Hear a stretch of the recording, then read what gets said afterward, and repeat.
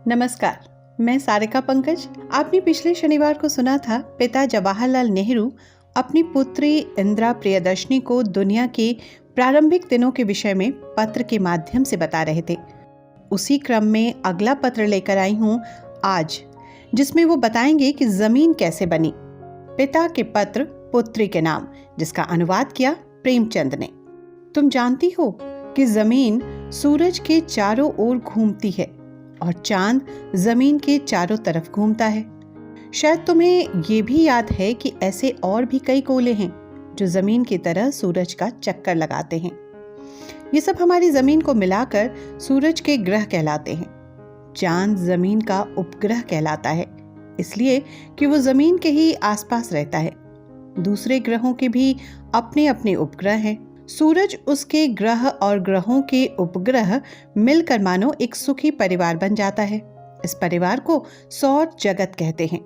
सौर का अर्थ है सूरज। सूरज ही सब ग्रहों और उपग्रहों का बाबा है।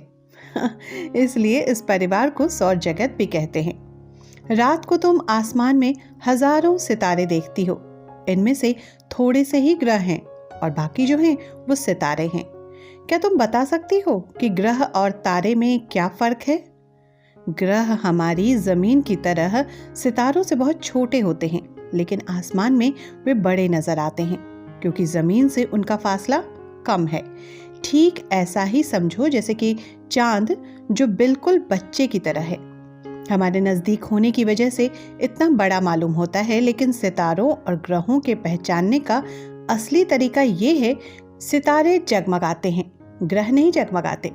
इसका सबब यह है कि ग्रह सूर्य की रोशनी से चमकते हैं। चांद और ग्रहों में जो चमक हम देखते हैं वो धूप की है। असली सितारे बिल्कुल सूरज की तरह हैं। वे बहुत गर्म जलते हुए गोले हैं जो आप ही आप चमकते हैं। दरअसल सूरज जो है वो खुद एक सितारा है। हमें ये बड़ा आग का गोला सा जरूर मालूम होता है, इसलिए कि जमीन से उसकी दूरी और सितारों से कम है। इससे अब तुम्हें मालूम हो गया कि हमारी जमीन भी सूरज के परिवार में और सौर जगत में ही है। हम समझते हैं कि जमीन बहुत बड़ी है और हमारे जैसी छोटी सी चीज को देखते हुए वह है भी बहुत बड़ी। अगर किसी तेज गाड़ी या जहाज पर बैठो तो इसको एक हिस्से से दूसरे हिस्से तक जाने में हफ्तों और महीनों लग जाते हैं, लेकिन हमें चाहे ये कितनी ही बड़ी दिखाई दे, असल में ये एक धूल के एक कण की तरह हवा में लटकी हुई है। सूरज जमीन से करोड़ों मील दूर है और दूसरे सितारे इससे भी ज्यादा दूर हैं। ज्योतिषी या वो लोग जो सितारों के बारे में बहुत सी बातें जानते हैं, हमें बतलाते हैं कि बहुत दिन पहले हमारी जमीन और सारे ग्रह सूर्य में ही मिले हुए थे। आजकल की तरह उस समय भी सूरज जलती हुई धातु का निहायत गर्म गोला था। किसी वजह से सूरज के छोटे छोटे टुकड़े उससे टूटकर हवा में निकल पड़े, लेकिन वे अपने पिता सूर्य से बिल्कुल अलग न हो सके। वो इस तरह सूर्य के इर्द गिर्द चक्कर लगाने लगे जैसे उनको किसी ने रस्सी से बांध कर रखा हो।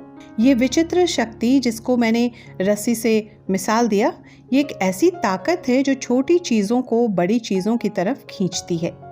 ये वही ताकत है जो वजनदार चीजों को जमीन पर गिरा भी देती है। हमारे पास जमीन ही सबसे भारी चीज है, इसी से वो हर एक चीज को अपनी तरफ खींच लेती है। इस तरह हमारी जमीन भी सूरज से निकलकर भागी थी। उस जमाने में ये बहुत गर्म रही होगी, इसके चारों तरफ की हवा भी बहुत गर्म रही होगी, लेकिन सूरज से बहुत ही छोटी होने के कारण वह जल्द ही ठंडी होने लगी। सूरज की गर्मी भी धीरे धीरे कम होती जा रही है, लेकिन उसे बिल्कुल ठंडे हो जाने में लाखों बरस लगेंगे। जमीन के ठंडे होने में बहुत थोड़े दिन लगे। जब ये गर्म थी तब इस पर कोई जानदार चीज जैसे कि आदमी, जानवर, पौधा या पेड़ नहीं रह सकते थे। सब चीजें जल जाती।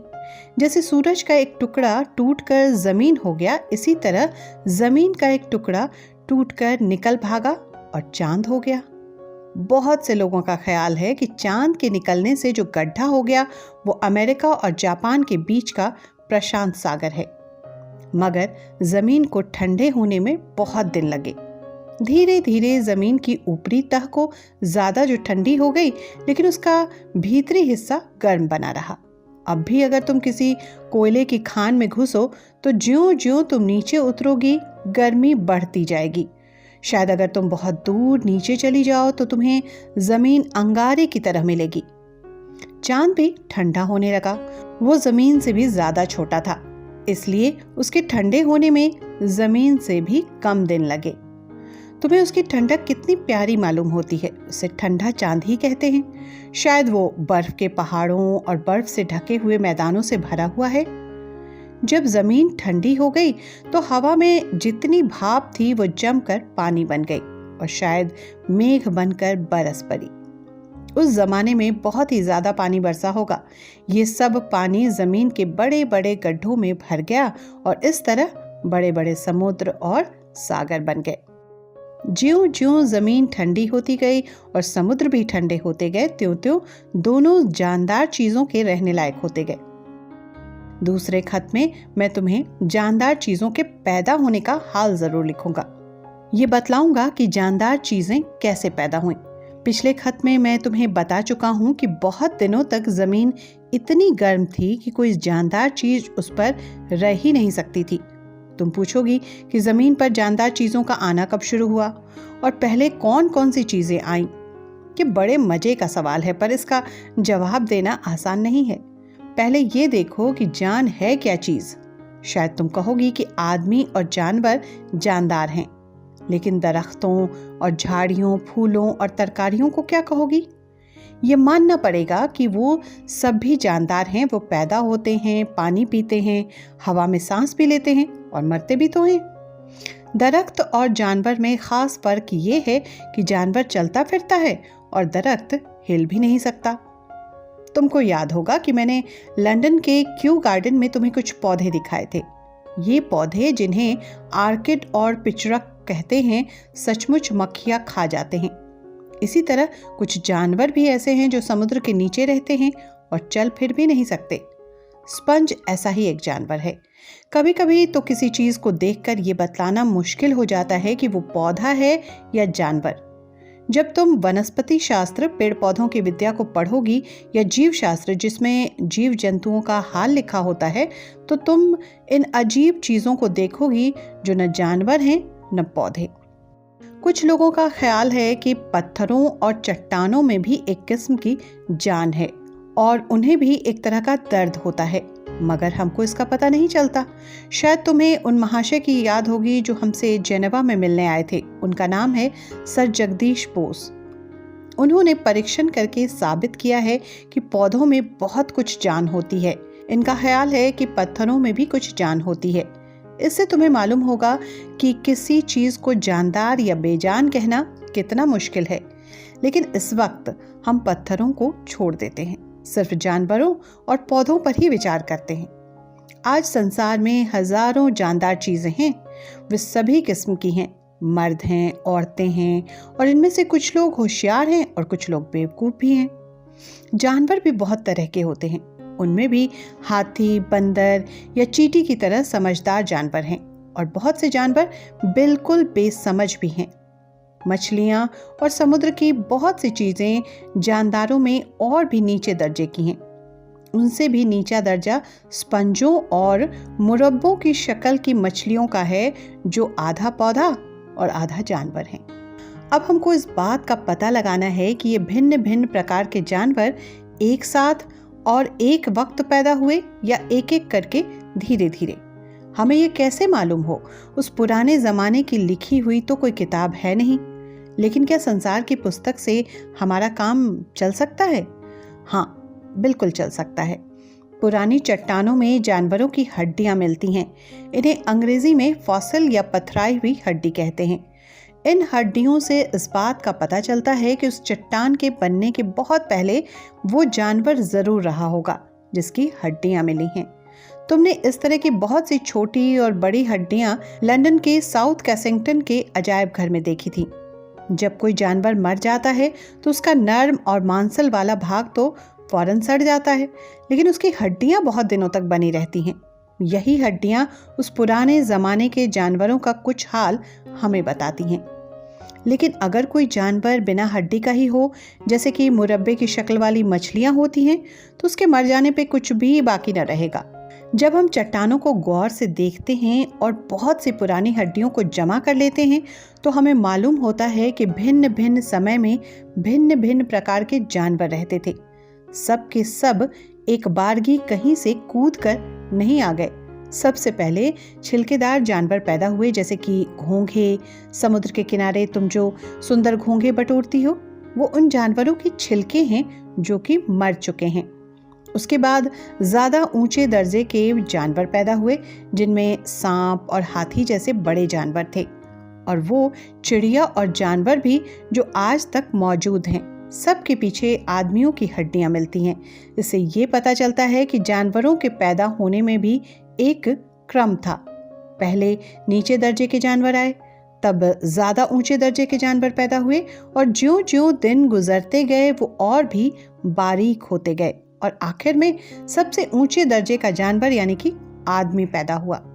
सीधे साधे स्पंज और घोंघे में कैसी इतनी तब्दीलियां हुई और कैसे वो इतने ऊंचे दर्जे पर पहुंच गए, यही बड़ी मजेदार कहानी है, और किसी दिन मैं उसका हाल जरूर बताऊंगा। इस वक्त हम सिर्फ उन जानवरों का जिक्र कर रहे थे जो पहले पैदा हुए। जमीन के ठंडे हो जाने के बाद शायद पहली जानदार चीज वो नर्म मुरब्बे की सी चीज थी, जिस पर न कोई खोल था न कोई हड्डी थी। वो समुद्र में रहती थी। हमारे पास उनकी हड्डियां नहीं हैं, क्योंकि उनकी हड्डियां थी ही नहीं। इसलिए हमें कुछ न कुछ अटकल से काम लेना पड़ता है। आज भी समुद्र में बहुत सी मुरब्बे की जैसी चीजें हैं। वो गोल होती हैं, लेकिन उनकी सूरत बराबर बदलती रहती है, क्योंकि न उनमें कोई हड्डी है न खोल है। उनकी सूरत कुछ इस तरह की होती है। तुम देखती होगी कि बीच में एक दाग है, इसे बीज कहते हैं, और ये एक तरह से उसका दिल है। ये जानवर, या इन्हें जो चाहो कहो, एक अजीब तरीके से कट कर एक के दो हो जाते हैं। पहले वे एक जगह पतले होने लगते हैं और फिर इसी तरह पतले होते चले जाते हैं, यहाँ तक कि टूट कर दो मुरब्बे जैसी चीजों में बदल जाते हैं, और दोनों ही शक्ल असली लोथरे सी होती है। बीज या दिल के भी दो टुकड़े हो जाते हैं, और दोनों लोथरों के हिस्से में इसका एक एक टुकड़ा आ जाता है। इस तरह ये जानवर टूटते और बढ़ते चले जाते हैं। इसी तरह की कोई चीज सबसे पहले हमारे संसार में आई होगी। जानदार चीजों का कितना सीधा साधा और तुच्छ रूप था। सारी दुनिया में इससे अच्छी या ऊंचे दर्जे की चीज उस वक्त न थी। असली जानवर पैदा न हुए थे, और आदमी के पैदा होने में लाखों बरस की देर थी। इन लोथरों के बाद समुद्र की घास और घोंघे, केकड़े और कीड़े पैदा हुए। तब मछलियां आईं। इनके बारे में हमें बहुत सी बातें मालूम होती हैं, क्योंकि उन पर कड़े खोल या हड्डियां थीं, और इसे वे हमारे लिए छोड़ गई हैं, ताकि उनके मरने के बहुत दिनों के बाद भी हम उन पर गौर कर सकें। ये घोंघे समुद्र के किनारे जमीन पर पड़े रह गए। इन पर बालू और ताज़ी मिट्टी जमती गई, और ये बहुत हिफाजत से पड़े रहे। नीचे की मिट्टी ऊपर की बालू और मिट्टी के बोझ और दबाव से कड़ी होती गई, यहाँ तक कि वो पत्थर जैसी हो गई। इस तरह समुद्र के नीचे चट्टानें बन गई। किसी भूचाल के आ जाने से या और किसी सबब से ये चट्टानें समुद्र के नीचे से निकल आईं और सूखी जमीन बन गई। तब इस सूखी चट्टान को नदियों और मेह बहा ले गए, और जो हड्डियां उनमें लाखों बरसों से छिपी थीं, बाहर निकल आईं। इस तरह हमें ये घोंघे या हड्डियां मिल पाईं, जिनसे हमें मालूम हुआ कि हमारी जमीन आदमी के पैदा होने के पहले कैसी थी। अगली चिट्ठी में हम इस बात पर विचार करेंगे कि नीचे दर्जे के जानवर कैसे बढ़ते बढ़ते आजकल की सूरज जैसे हो गए हैं। जैसा कि आप सभी जानते हैं कि पंडित जवाहरलाल नेहरू देश के पहले प्रधानमंत्री ही नहीं, एक महान स्वप्न दृष्टा, शांति के दूत, विचारक, प्रगतिशील व वैज्ञानिक सोच के साथ ही बेहतरीन लेखक भी थे।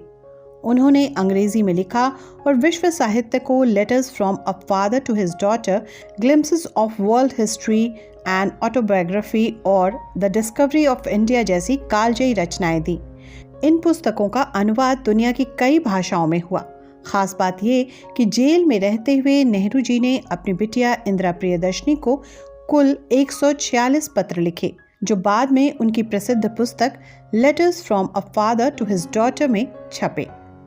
इस किताब का हिंदी अनुवाद महान कथाकार उपन्यास सम्राट मुंशी प्रेमचंद ने किया था, जिसका ताजा संस्करण पेंगुइन इंडिया ने प्रकाशित किया है। साहित्य तक नेहरू जी की जयंती से उनकी पुण्यतिथि तक उनकी इसी पुस्तक की कहानी शैली में लिखी चिट्ठियों के साथ आपसे रूबरू हो रहा है, जिसे पढ़कर ला रही हूँ मैं, सारिका पंकज।